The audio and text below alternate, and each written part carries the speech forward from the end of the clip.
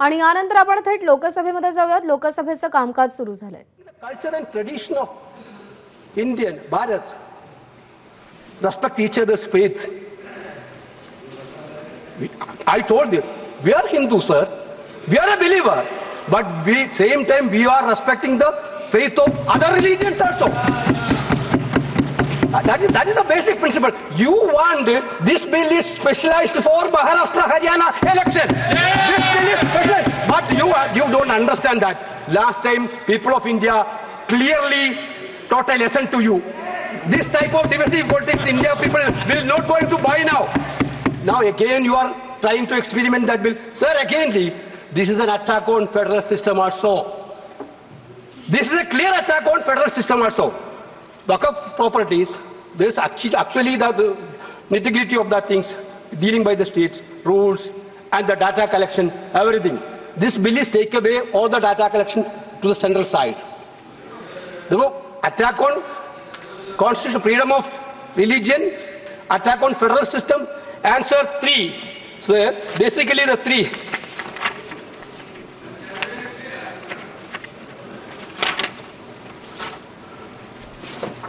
Sir, clearly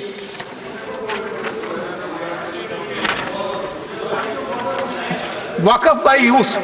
There is a concept of Waqf by use. You see that near Delhi Parliament, there is a mosque, more than 200 years old mosque. Nobody know that how it became, what was actually the property deal of that mosque itself. You are removing the clause of Waqf by use through this amendment. That means there is going to be a dispute in each and every mosque where there is no deed. What will be the happen? Your fundamental idea is to create conflict and create the anger between the communities and make violence everywhere. Okay, I can understand if you want a prospective bill on this clause. There is still be justification. Retrospectively, you are taking over all the pilgrim centers which have no deed. Therefore, traditionally it is one. Therefore, my point is that every legislation there should be a motive of.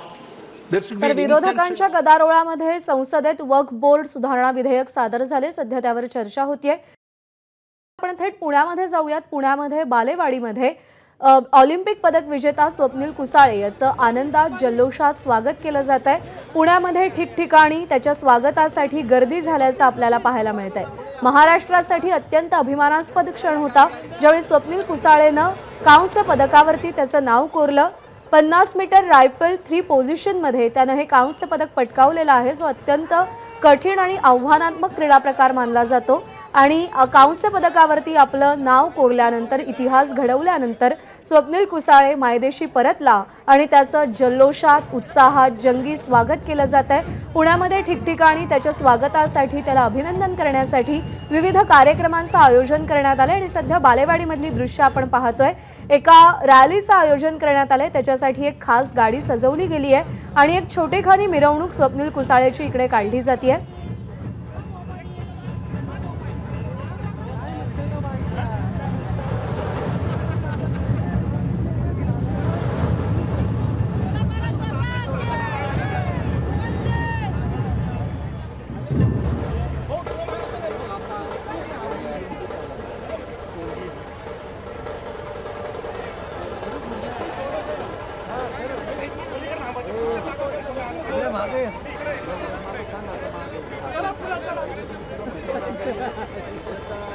Shivani पांढरे आपली प्रतिनिधी सध्या आपल्या सोबत आहेत. शिवानी, आपण पाहतोय पुणे विमानतळावर पाऊल ठेवल्या क्षणापासून स्वप्नील कुसाळेचं जंगी स्वागत केलं जात आहे. आज कुठे कुठे कार्यक्रमांचं आयोजन करण्यात आलंय? बालेवाडीतलं चित्र काय?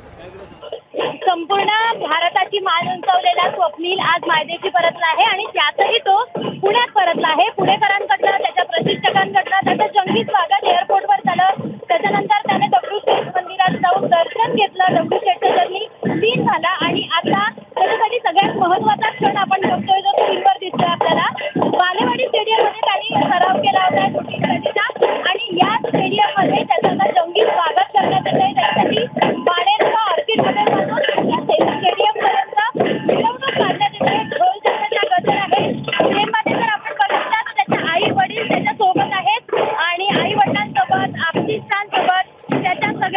शिक्षकांसोबत प्रशिक्षकांसोबत तो मायदेशी परतल्यानंतर सगळ्यांच्या भेटी घेतोय। या सगळ्या त्याच्या चेहऱ्यावरचा आनंद पाहण्यासाठी त्याचे आई बाबा काही वेळापूर्वी आतुर होते, स्वागतासाठी तयार झाले होते। आता अक्षरशः त्यांचा लेख त्यांना मिळाला आहे आणि तोही भारताची मान उंचावल्यानंतर तो परत आलाय। मेडल जिंकून परत आल्यानंतर त्याच्या आईबाबांच्या चेहऱ्यावरचा आनंदही आपण पाहू शकतोय आणि त्याच्या सगळ्या प्रशिक्षकांच्या चेहऱ्यांवरचाही आनंद आपल्याला पाहायला मिळतोय। त्याची जंगी मिरवणूक काढण्यात येणार आहे आणि येत्या काही वेळानंतर तो साधारण आपल्या सगळ्यांशी संवाद साधेल। मात्र ही मिरवणूक त्याच्यासाठीची महत्त्वाची आणि जी ड्रीम मिरवणूक असते, जी स्वप्न असतं, ते पूर्ण झाल्यानंतर आपण आपल्या घरी गेल्यावरची काही भावना एखाद्याच्या मनात असते, ती भावना आता स्वप्नीलच्या मनात आपण पाहतोय शिवानी, जंगी स्वागत केलं जात आहे, प्रत्येकाच्या चेहऱ्यावर आनंद आहे। थोडंसं यासाठी थांबवतोय, स्वप्नीलच्या आईवडिलांच्या प्रतिक्रिया प्रतिनिधींनी आपल्या जाणून घेतल्यात, आपण त्या पाहूया। मध्ये 50 मीटर रायफल 3 पोझिशन मध्ये कांस्य पदक मिळवणाऱ्या स्वप्नील कुसळे आज मायदेशी परतला आहे आणि त्याचे आई बाबा त्याच्या स्वागतासाठी तयार दिसतायत आपल्याला। स्वप्नील आज एवढं मोठं सगळ्या भारतीयांची मान उंच करून भारतात परततोय, काही वेळातच तो तुम्हाला भेटणार आहे। काय नेमकी पहिली प्रतिक्रिया? फार मोठा मला अभिमान वाटतो, कारण की त्यानं देशासाठी जे पदक मिळवलेलं आहे त्यासाठी त्याची मेहनत फार मोठी आहे आणि आमच्या घरवाल्यांचा सपोर्ट, कारण आम्ही त्याला जे वाढवलंय किंवा त्याला जे शूटिंगसाठी जो खर्च केलेला आहे, आम्ही सामान्य कुटुंबातली माणसं आहोत, तरीसुद्धा आम्ही त्याला जे काही लागेल ते पुरवलेलं आहे आणि सर्वांचा सपोर्ट मिळाला, त्यामुळे त्याला ही कृपादृष्टी भेटलेली आहे आणि त्याने पदक जिंकलंय। आम्हाला आनंद आहे की त्यानं आपल्या तिरंगा ध्वज हमेशा फडकत ठेवलेला आहे, याचा सार्थ अभिमान वाटतो। तो लहानपणी कसा होता आणि आता त्याच्यात काय बदल दिसतात? एवढं सगळं लहानपणी तो अगदी नाजूक होता आणि अगदी तो पहिल्यापासून शिस्तबद्ध होता काय, पण त्याची ह्या खेळातली चमक जी आहे ते आम्हाला नंतर समजली। 2009 पासून ज्यावेळी त्यानं बंदूक हातात घेतली 9 साली, तेव्हापासून त्यानं कधीच मागे बघितलं नाही, कायम तो अगदी चढत्या क्रमाने आपला खेळ खेळत गेला। काय वाटलं आपला मुलगा मॅच सुरू व्हायच्या आधी काय धडधड होती आणि मॅच संपल्यावर अख्ख्या भारताला त्यानं कांस्य पदक मिळवून दिलं? मॅच बघताना आम्हाला एकदम आमचं धडकी भरलेली, बीपी लो होती काय वाढती अशी धडकी पडलेली आणि मग ते आम्हाला मी जिंकून आले, बरं वाटलं। आपला भाऊ येतोय, देशाचं नाव उंचावून परत येतोय, काय वाटतंय? मला खूप अभिमान आहे की माझा भाऊ एवढ्या शिखरावरती पोहोचलेला आहे आणि पूर्ण भारतीयांना की त्याचा आदर्श म्हणून एक ओळख आहे असेलच आणि त्यानं जे कष्ट घेतलंय त्याचं त्याला फळ मिळालेच आहे, त्यामुळे खूपच भारी वाटते। सगळी स्वप्नीलची वाट बघतायत आणि त्या स्वप्नीलला कधी पाहतो असं त्यांच्या कुटुंबियांना झालंय। कॅमेरामॅन अमोल गव्हाळेसह शिवानी पांढरे, एबीपी माझा, पुणे।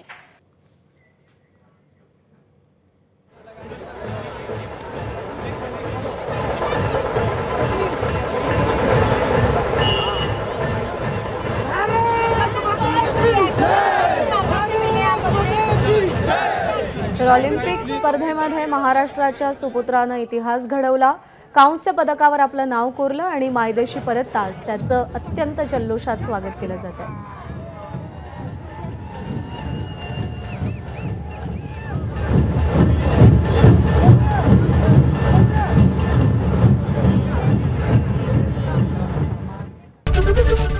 एबीपी माझा, उघडा डोळे बघा नीट।